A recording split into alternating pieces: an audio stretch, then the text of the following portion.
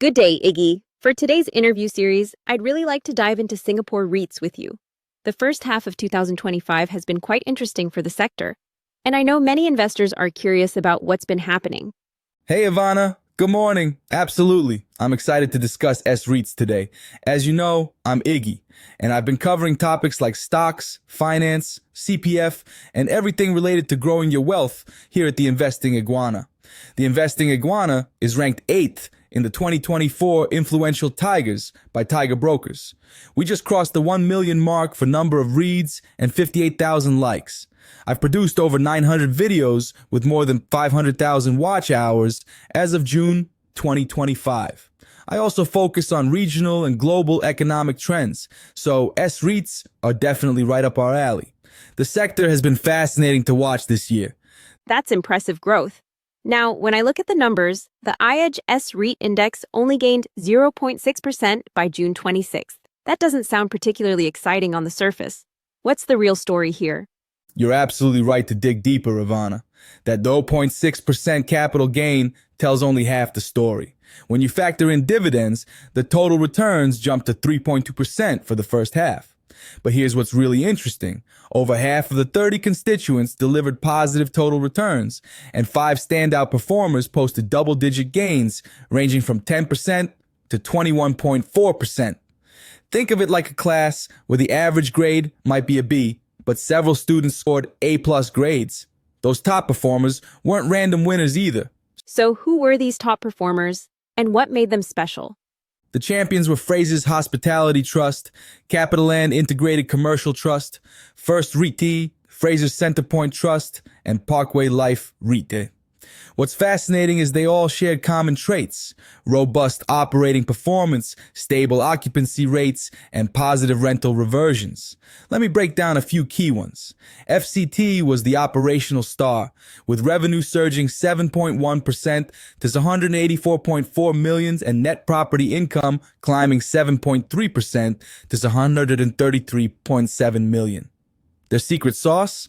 Increased occupancy across their mall portfolio and successful asset enhancement initiatives at Tampines. 1. That's impressive growth. What about CICT? I know it's one of the largest REITs in Singapore. CICT demonstrated the power of diversification beautifully. On a like-for-like basis, they achieved Q1 gross revenue and net property income growth of 1.1% and 1.4% respectively. They consistently secured higher signing rents for new and renewed leases. It's like having a well-balanced investment portfolio. When one sector struggles, others can pick up the slack.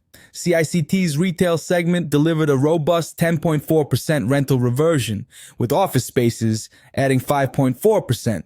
And what about the international exposure angle? I noticed Parkway Life REIT was mentioned.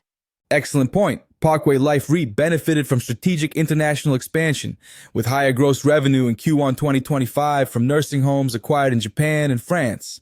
Their distribution per unit rose 1.3% to $0.0384. They maintain a conservative gearing ratio of 36.1% as of March 31st, 2025, with significant debt headroom and 100% committed occupancy across core assets. It's like diversifying not just across property types, but across countries and demographics. The aging population trend in developed countries is a powerful tailwind for healthcare REITs. Now, let's talk valuations. Are sREITs expensive or cheap right now? This is where it gets really exciting for value investors, Ivana.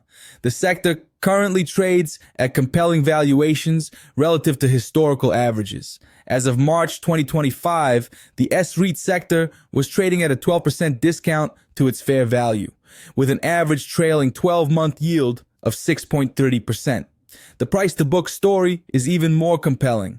The sector trades under 0.8 times, well below the 10-year average of 1.0 times. It's like finding designer clothes at a discount store. The quality is still there, but the price has been marked down significantly. That does sound attractive. Can you put this in perspective with some concrete numbers? Absolutely. Let me paint the picture clearly. The forward dividend yield for sREITs is around 6.4%, representing a yield spread of nearly 4 percentage points above benchmark 10-year Singapore government bond yields, higher than the 10-year average. So if government bonds are yielding around 2.4%, sREITs are offering 6.4%. That's a premium of 4 percentage points for taking on property risk. Historically, this spread has been closer to 3 percentage points. The strongest performing sREITs in H1 2025 were also among those with the highest price-to-book ratios currently, with the top 7 performers having ratios between 1.0 and 1.7 times. Interest rates have been a major concern for REIT investors.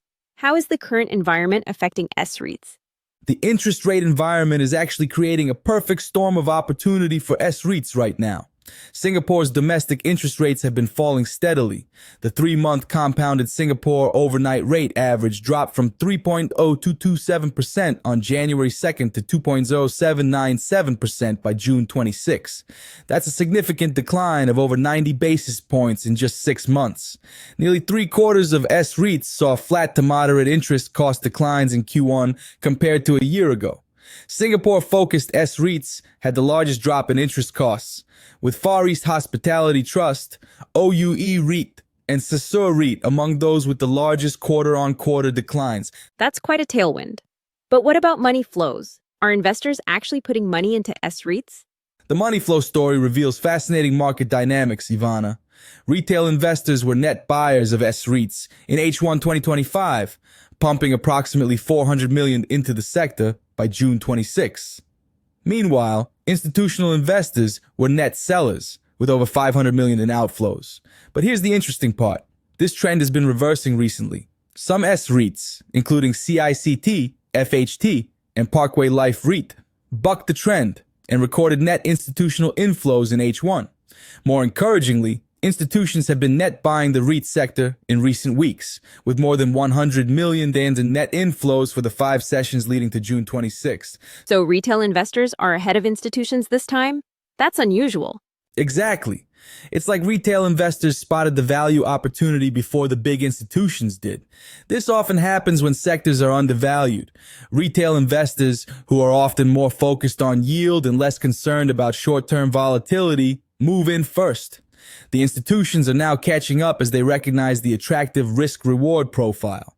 This is actually a positive sign for the sector's momentum going forward. Which sectors within sREITs are performing best? The retail subsector has emerged as the clear winner in the current environment. 7 Singapore-listed REITs with local retail assets recorded improvements in revenue and net property income, supported by improved operating metrics, positive rental reversions, and robust occupancy rates. The retail sector showed stable occupancy rates with positive rent reversions in the mid to high teens. However, retail assets more exposed to the hospitality sector had lower shopper traffic and tenant sales year on year due to the absence of high-profile events like major concerts. That's a lot of detailed analysis, Iggy. For our viewers who want to see the exact data you're referencing and dive deeper into these metrics, where can they find those insights? Great question. This is a topic we've actually broken down with much more detailed charts and figures on our Substack. For anyone wanting to dive deeper into the specific rental reversion rates, occupancy statistics, and comparative analysis tables, that's where you'll find the full written analysis with all the supporting data and visual breakdowns. Now, let's get to the big question. Should investors buy, hold, or sell sREITs right now? The convergence of attractive valuations, improving interest rate dynamics, and strong operational performance creates a compelling investment thesis. With the sector trading at 0.8x price to book and offering yields of 6.30%, the risk-reward profile appears favorable for income-focused investors. But let me be specific about different investor types. For conservative income investors, I'd focus on retail sREITs with strong sponsor backing, healthy balance sheets, and improving operating metrics. FCT and CICT represent quality options with demonstrated operational excellence. For value investors, the current 0.8x price-to-book ratio presents an attractive entry point, particularly for REITs with strong fundamentals trading below net asset value. For growth-oriented investors, consider sREITs with international exposure and acquisition pipelines, such as Parkway Life REIT. What are the key risks investors should be aware of? Great question. U.S. tariff uncertainties are causing tenants to be cautious about signing long leases, and investment and divestment activity has slowed as buyers and sellers revisit underwriting assumptions. The hospitality subsector remains particularly vulnerable to reduced tourism and fewer major events. It's like having a restaurant during uncertain times. People might still eat out, but they're more cautious about their spending. Also, while interest rates are falling, the pace of cuts hasn't been as aggressive as some investors hope for. Looking ahead, what catalysts could drive further outperformance? Several catalysts could drive further outperformance in the second half of 2025. First, the interest rate environment. While the U.S. Federal Reserve hasn't cut rates in 2025 so far, expectations remain for cuts later in the year. Singapore's SORA has already declined significantly, benefiting REITs with floating rate debt. Second, operational excellence. REITs demonstrating consistent rental reversion growth and occupancy improvements should command premium valuations. Third, there's the MAS liquidity initiative. sREITs stand to benefit from the Monetary Authority of Singapore's $5 billion investment initiative designed to boost liquidity in Singapore equities. That's $5 billion initiative sounds significant. How might that impact the sector? It's potentially a game changer, Ivana. Think of it like adding more water to a pond. It raises all boats. This initiative is designed to boost liquidity in Singapore equities, and sREITs, being a significant component of the local market, should benefit from increased trading volumes and potentially better price discovery. Combined with the sector's defensive characteristics, this makes sREITs particularly attractive in an uncertain global environment. What's your personal take on the sector right now, if you had to give a rating or recommendation? My personal take is that we're looking at one of the most attractive entry points for sREITs in recent years. The 12% discount to fair value, combined with yields above 6%, creates a compelling risk-reward profile. I'd rate the sector as a buy for income-focused investors and strong buy for value investors willing to be selective. The key is focusing on quality. REITs with strong operational metrics, conservative leverage profiles, and clear growth strategies. It's not about buying the entire sector blindly, but being selective about the champions. Think of it like shopping during a sale. The discounts are real, but you still want to pick the best quality items. Iggy, that was incredibly insightful. Thank you so much for breaking down the sREIT landscape for us today. I certainly learned a lot about the sector's resilience and the opportunities available.